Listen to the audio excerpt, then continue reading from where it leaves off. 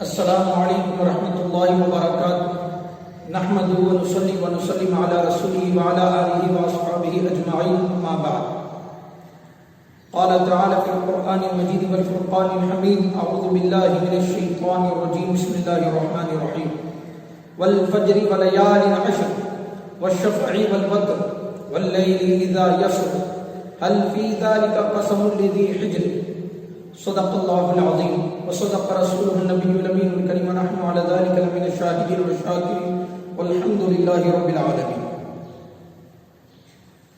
ان اللہ وملائکتہ یصلون علی النبی یا ایھا الذین آمنوا صلوا علیہ وسلموا تسلیما اللهم صل علی سیدنا ومولانا محمد وعلی آلہ واصحابہ افضل صلواتک وعدد معلوماتک بارک وسلم صلاۃ وسلام علیک وعلی آلک واصحابک یا سیدی یا رسول اللہ صلی اللہ تعالی علیہ وآلہ وسلم۔ محترم ناظرین کرام، آج کا ہمارا موضوع ذو الحجہ کے پہلے 10 دنوں کی فضیلت اور اس کی برکات پر ہے۔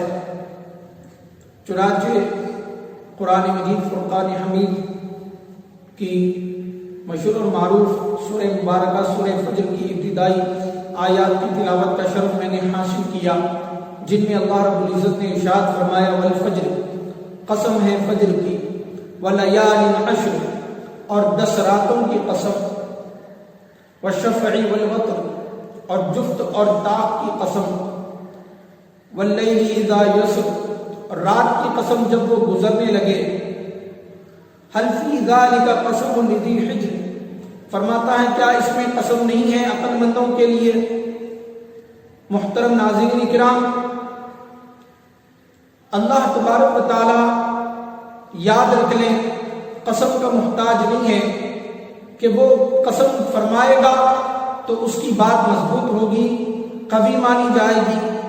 جیسے ہمارا معاملہ ہوتا ہے کہ ہم کسی بات کو منوانے کے لیے اور اس کی سچائی کو ظاہر کرنے کے لیے جو ہے قسم اٹھاتے ہیں۔ اللہ تبارک و تعالی جب کسی چیز کی قسم فرماتا ہے تو وہ قسم فرمائے یا نہ فرمائے، وہ قسم کھائے یا نہ کھائے، اس کا حکم تو لازم ہے بندوں پر، لیکن قسم کی وجہ سے اس نے قسم جس چیز کی اٹھائی ہے، جس چیز کی قسم فرمائی ہے، اس چیز کی قیمت معلوم ہوتی ہے اور اس چیز کی قدر بڑھ جاتی ہے۔ چنانچہ اللہ رب العزت نے اتنے پیارے انداز میں قسم فرمائی والفجر، فجر کی قسم۔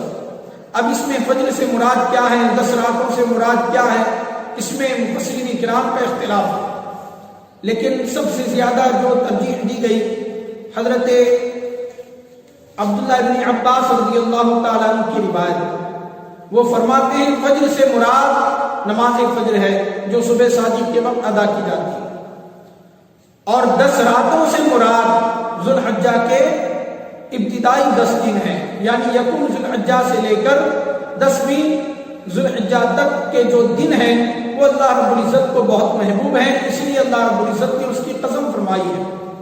اور جفت اور طاق سے مراد، جفت سے مراد مخلوق ہے اور طاق سے مراد ذات باری تعالیٰ ہے۔ مخلوق کو جفت اس لیے فرمایا کیونکہ مخلوق جفت میں ہے، وَخَلَقْنَاكُمْ أَزْوَاجًا، ہم نے تم کو جوڑا جوڑا پیدا کیا۔ جفت اس عدد کو کہتے ہیں جو جوڑ والا ہو، جیسے 4 ہے، 8 ہے، 10 ہے، جوڑ والے اعداد کو جفت کہتے ہیں۔ تو اللہ رب العزت نے مخلوق کے لیے جفت کا لفظ استعمال فرمایا اور اپنی ذات کے لیے طاق کا لفظ استعمال فرمایا، چونکہ اللہ رب العزت کی ذات یکتا اور تنہا ہے۔ میرے محترم بزرگوں اور دوستوں، اللہ رب العزت کو یہ 10 دن اتنے محبوب ہیں۔ حبر الامہ رئیس المفسرین حضرت عبداللہ ابن عباس رضی اللہ تعالیٰ عنہ کی ہی روایت ہے، وہ فرماتے ہیں حضور پاک صلی اللہ علیہ وسلم نے ارشاد فرمایا کسی دن کا عمل اللہ تبارک و تعالیٰ کو اتنا پسند نہیں جتنا ذو الحجہ میں کیے جانے والا عمل اللہ رب العزت کو پسند ہے۔ ذو الحجہ کے پہلے 10 دنوں میں کیے جانے والا عمل اللہ رب العزت کو پسند ہے۔ صحابہ کرام نے عرض کیا یا رسول اللہ صلی اللہ علیہ وسلم، کیا جہاد سے بڑھ کر، یعنی اللہ کی راہ میں جہاد کرنے سے زیادہ افضل ان دنوں میں کیے جانے والے اعمال ہیں، عبادات ہیں؟ حضور پاک صلی اللہ علیہ وسلم نے ارشاد فرمایا ہاں جہاد سے بڑھ کر ہے سوائے اس مجاہد کے جس کا مال بھی چلا جائے اور جان بھی چلی جائے، یعنی جو راہ الہی میں نکلا اور مال بھی گوا دیا اور جان بھی گوا دی، شہید ہو گیا، وہ افضل ہے۔ باقی کوئی عمل ان دنوں میں کیے جانے والے عمل کا مقابلہ نہیں کر سکتا۔ البتہ علماء کرام نے رمضان مبارک کی عبادات اور اس کے اعمال کو اس سے مستثنیٰ کیا ہے، چونکہ وہ الگ سے قرآن مجید سے ثابت ہے شب قدر کی فضائل اور برکات۔ بہرکیف یہ دن اللہ رب العزت کو اتنے محبوب ہیں کہ منشأ رب العالمین ہوا۔ ان دنوں میں بہت سے واقعات رونما ہوئے۔ حضرت آدم علیہ السلام کی توبہ انہی 10 دنوں میں قبول ہوئی۔ حضرت ابراہیم علیہ السلام کو اللہ تبارک و تعالیٰ نے خلعت خلیلی سے سرفراز کیا، وہ خلیل اللہ بنے۔ چنانچہ حضرت ابراہیم علیہ السلام نے اپنا مال مہمانوں کے لیے، جان آتش نمرود کے لیے اور اپنے فرزند ارجمند حضرت اسماعیل علیہ السلام کو قربانی کے لیے پیش کیا۔ محترم ناظرین، روایات سے بھی یہ بات معلوم ہوتی ہے ان دنوں میں کیے جانے والے اعمال اللہ رب العزت کو بہت محبوب ہیں۔ اوپر ایک روایت میں نے آپ کو سنائی، وہ بخاری شریف کی ہے، چنانچہ اس کی شرح میں حضرت حافظ ابن حجر اسقلانی رحمۃ اللہ تعالی علیہ نے بہترین بات ارشاد فرمائی کہ ان دنوں میں کیے جانے والا عمل اللہ رب العزت کو اتنا کیوں محبوب ہے؟ فرماتے ہیں وجہ یہ ہے کہ ان دنوں میں، ان 10 دنوں میں سارے اعمال مل کر آ جاتے ہیں۔ نماز، روزہ، حج، زکوٰۃ اور اللہ رب العزت کی تسبیح اور تحلیل، یہ سب مل کر آ جاتے ہیں۔ حج کسی دن میں نہیں کیا جا سکتا، انہی 10 دنوں میں حج ادا ہوتا ہے۔ چنانچہ روزہ بھی رکھا جاتا ہے، روزے کی بھی فضیلت ہے۔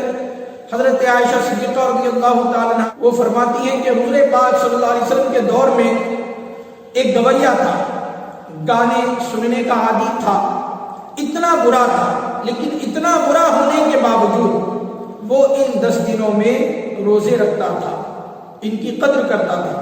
حضور پاک صلی اللہ علیہ وسلم کی خدمت میں اس کا ذکر ہوا کہ یا رسول اللہ صلی اللہ علیہ وسلم اتنا برا آدمی ہے کہ گانے سنتا ہے، لیکن ان 10 دنوں میں روزے رکھ لیتا ہے۔ حضور پاک صلی اللہ علیہ وسلم نے اس کو بلوایا، وہ آیا، حضور نے اس سے وجہ پوچھی کہ تم ان 10 دنوں کی اتنی قدر کیوں کرتے ہو؟ اس نے کہا کہ یا رسول اللہ صلی اللہ علیہ وسلم، چونکہ ان 10 دنوں میں حجاج کرام حج کرتے ہیں تو وہ عبادت کرتے ہیں، ریاضتیں کرتے ہیں، گریہ وزاری کرتے ہیں، رب کے حضور دعائیں کرتے ہیں۔ میں چاہتا ہوں کہ میں روزے رکھوں، عبادتیں کروں، تاکہ اللہ تبارک و تعالی حاجیوں کی عبادات میں مجھے بھی شریک کر لے۔ حضور صلی اللہ علیہ وسلم نے فرمایا تمہارے یہ عمل اللہ کو اتنے محبوب ہیں کہ سنو، ہر روزے کے عوض 10 روزے جو تم رکھتے ہو، 9 روزے جو تم رکھتے ہو، 9 روزوں میں ہر روزے کے عوض 100 غلام آزاد کرنے، 100 اونٹ حرم میں قربانی کے لیے بھیجنے اور 100 گھوڑے جہاد کے لیے روانہ کرنے کا ثواب مل رہا ہے۔ اور پھر فرمائے یوم الترویہ یعنی 8ویں ذی الحجہ کے روزے کی بدولت اللہ تبارک و تعالیٰ 1000 غلام آزاد کرنے، 1000 اونٹ قربانی کے لیے حرم میں بھیجنے اور 1000 گھوڑے جہاد کے لیے روانہ کرنے کا ثواب دے رہا ہے۔ 9ویں ذی الحجہ میں جو روزہ رکھتا ہے اس کے بدلے اللہ تبارک و تعالیٰ 2000 غلام آزاد کرنے، 2000 اونٹ حرم میں قربانی کے لیے بھیجنے اور 2000 گھوڑے جہاد کے لیے روانہ کرنے کا ثواب دیتا ہے۔ اور حضور پاک صلی اللہ علیہ وسلم کی ایک یہ بھی روایت ہے کہ فرمایا مجھے اللہ کی رحمت سے امید ہے کہ یوم عرفہ کے دن جو روزہ رکھا جاتا ہے اس کے بدلے اللہ تبارک و تعالیٰ پچھلے سال اور آئندہ سال کے گناہوں کا کفارہ کر دے۔ محترم بزرگوں اور دوستوں، یہ روزے بھی ان دنوں میں اللہ کو بہت محبوب ہیں۔ راتوں کا احترام کرنا، دنوں کا احترام کرنا، صدقہ و خیرات کثرت سے کرنا، اس کا ان دنوں میں حکم دیا گیا۔ چنانچہ جو حضرات قربانی دینے والے ہیں چونکہ قربانی ہی ایک ایسا عمل ہے جو حاجیوں کو اور تمام دنیا کے مسلمانوں کو ایک کر دیتا ہے.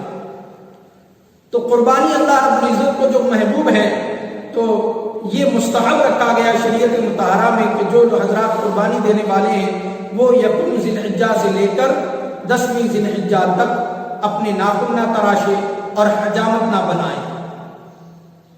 مستحب ہے، اگر کوئی بنا لے تو قربانی پر اس کا اثر نہیں ہوتا، رحمت الہی سے قبولیت کی امید رکھنی چاہیے، لیکن یہ مستحب ہے.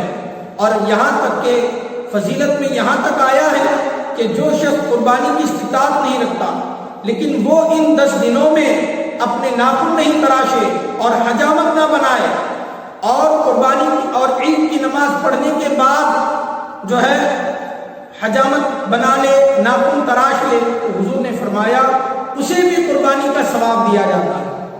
انما الاعمال بالنیات کے تحت. بہرکیف محترم بزرگوں اور دوستوں، یہ 10 دن اللہ رب العزت کو بہت محبوب اور پیارے ہیں، تو ہمیں بھی چاہیے کہ ان دنوں کو نارمل نہ لیں، عام دنوں کو جیسے گزارتے ہیں ویسے ان دنوں کو نہ گزاریں، بلکہ ان دنوں کی قدر کریں. یاد رکھ لیں کعبۃ اللہ کی تعمیر انہی 10 دنوں میں ہوئی، حج انہی 10 دنوں میں کیا جاتا ہے، حضرت آدم علیہ السلام کی توبہ بھی انہی 10 دنوں میں قبول ہوئی، اور بہت سے واقعات بیعت رضوان انہی 10 دنوں میں ہوئی، جس کا ذکر اللہ رب العزت نے فرمایا اذ یبایعونک تحت شجرۃ، کہ جب آپ بیعت لے رہے تھے درخت کے نیچے. بہرکیف حضرات اکرامی، یہ 10 دنوں کی فضیلت اور برکات ہے. پھر ان 10 دنوں میں تکبیر تشریق بھی ہوتی ہے. تکبیر تشریق کیا ہے؟ اللہ اکبر لا الہ الا اللہ اللہ اکبر وللہ الحمد.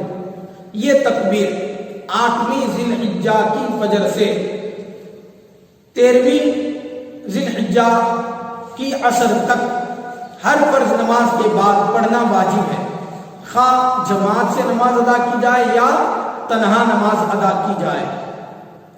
یہ تکبیر پڑھنا واجب قرار دیا گیا. اور پھر عید الاضحیٰ کے دن تو اس تکبیر کو مستحب انداز میں پڑھتے ہیں، بلند آواز سے پڑھنے کا حکم ہے. اللہ رب العزت سے دعا ہے کہ پروردگار عالم ہمیں ان دنوں کی سعادتوں سے منور اور سرفراز فرمائے، اور ان دنوں کی قدر کرنے اور حتی الامکان اس میں روزے رکھنے اور ذکر و اذکار کرنے اور صدقہ و خیرات کرنے کی توفیق عطا فرمائے. صلی اللہ تعالی علی خیر خلقہ سیدنا محمد وعلی آلہ واصحابہ اجمعین والحمد للہ رب العالمین.